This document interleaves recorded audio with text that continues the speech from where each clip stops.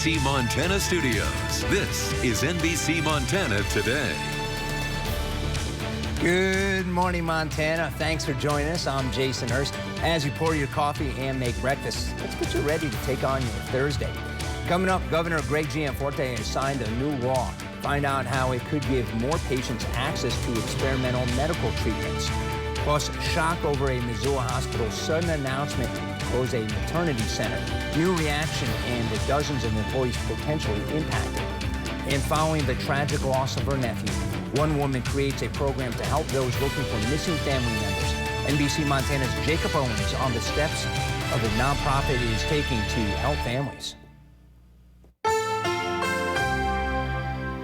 A bit of northerly flow is helping to keep things pretty cool this morning. Temperatures for most areas right now in the 30s, but we're also looking at plenty of sunshine for most of our cameras, though we are seeing a bit of cloud cover over Flathead Lake, but it is still making for a beautiful view for this morning. Now, as we take a closer look at that day planner in Missoula, we're going to see those temperatures warming their way up to around 58 degrees by 10, 67 at noon.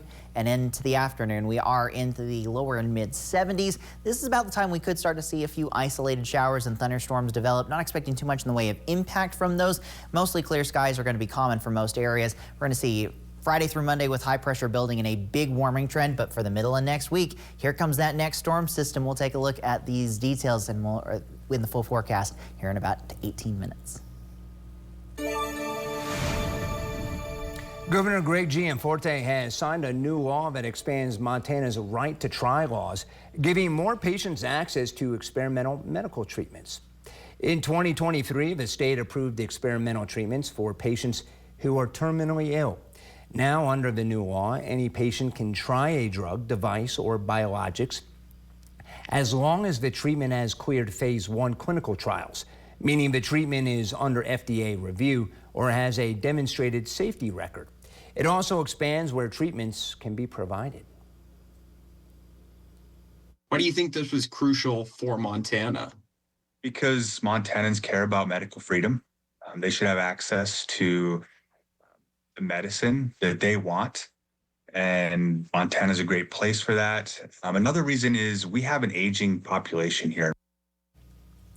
Make sure to tune in tonight at 10 p.m. for our in-depth look at how Montana's medical landscape could change. We hear from supporters and proponents of Montana's experimental future. There are new developments after Providence St. Patrick Hospital in Missoula announced the family maternity center will close, citing workforce shortages and declining birth volume. We are now learning the news came as a shock to staff within the ward, specifically those with Western Montana Clinic. The clinic's group of 5 OBGYNs and 2 nurse practitioners who work in the ward will not lose their jobs, but instead move over to Community Medical Center once the ward closes in October. No, 4 months is not enough time. I mean, we're going to get it done, but it's not going to be easy, and it's going to be a lot of hard work. On top of that, we have to notify all of our patients that this large change is coming about. Dr. Gottman describes the sudden change as hurtful, saying the clinic received no advance notice. Dr. Janice Givler has worked in the field for 3 decades in Missoula and says her group of providers is lucky it can move back to community. The nurses that work on labor and delivery and the neonatal intensive care unit, that's a very different story. They've got a large staff down there who now suddenly found out without warning yesterday morning that in a couple months they are not going to have a job anymore. Dr. Givler estimates about 30 St. Patrick's staff members will be impacted. The hospital says affected employees will get a chance to apply for open positions within Providence. Western Montana Clinic released a statement denouncing the closure, saying the characterization of this unilateral closure as a collaborative effort is not just inaccurate, it is a betrayal of that partnership and an insult to the dedication of each care provider. Part 3 of our Vanished in Montana series, we are highlighting the grassroots effort on the Blackfeet Reservation to bring missing and murdered indigenous people home. NBC Montana's Jacob Owens is working for you, sharing how one woman turned a family's nightmare into a catalyst for change. Meet Rhonda Grant Conley. She's the founder of Blackfeet MMIP. The nonprofit helps families search for missing loved ones and collaborates with other organizations to help families with meals and gas money while they seek answers. Tragedy coming up on 9 years ago sparked Grant Conley's work. Her nephew, Matthew Rattlesnake Grant, was murdered. His body found in a Browning alley. They thought it was a Christmas tree laying there, and when they come upon it, it was Matthew. I guess he was laying there in a fetal position, and he had his shirt was pulled up like under, like someone just grabbed him by the arms and took him, and they just tossed him out. Grant Conley's family searched for Rattlesnake Grant for 3 weeks in December 2016. She recalls the family being on their own, dealing with negative temperatures and snow drifts. She says those weeks destroyed her, and she developed hives, a recent knee replacement sidelining her from the searches.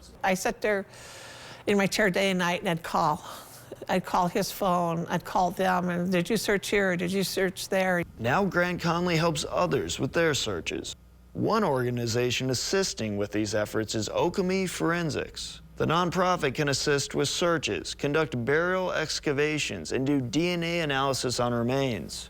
Staff is currently working on 8 cases from the Blackfeet Indian Reservation. The woman behind the organization is recent University of Montana graduate Haley Omiso. Ashley Loring Heavy Runner, whose story we covered last week, is a relative and former classmate of Omiso. Heavy Runner's missing persons case encouraged Omiso to get into forensics. Omiso aims to one day have a crime lab on each of the state's reservations. I think that there's just, so much need for forensic services on the reservations. And so, hopefully we'll be able to relieve some of that from the families. Leah Wetzel, a Blackfeet MMIP member, says Grant Conley is a great representative for the MMIP movement, someone who puts families first. The work is not without challenges, though, one of which is funding. Sometimes Rhonda and I are on the computer just, researching different funding and trying to get that funding to encompass what she's providing can sometimes be hard. Wetzel says other barriers are the Blackfeet Indian Reservation's rugged terrain, as well as coordination between law enforcement. Despite challenges, Blackfeet MMIP's mission continues at the former Browning Heritage Center and Art Gallery. The space includes a gift shop, room for social events, and spread throughout are reminders of the ongoing MMIP crisis. A wall is donned with photos of those missing and murdered. Grant Conley tells me more need to be added. Among the photos is one of Matthew, the nephew who started this all. His case remains unsolved. And I'm not going to give up. I'm not going away. Like I said, it's 9 years, and I have to. I'll take it to the grave with me. And hopefully, when I pass, one of my other family members will pick up where I left off, because I'm not giving up. Reporting in Browning, Jacob Owens, NBC, Montana. Missoula City Council approves a resolution to raise parking violation fees beginning January 1st.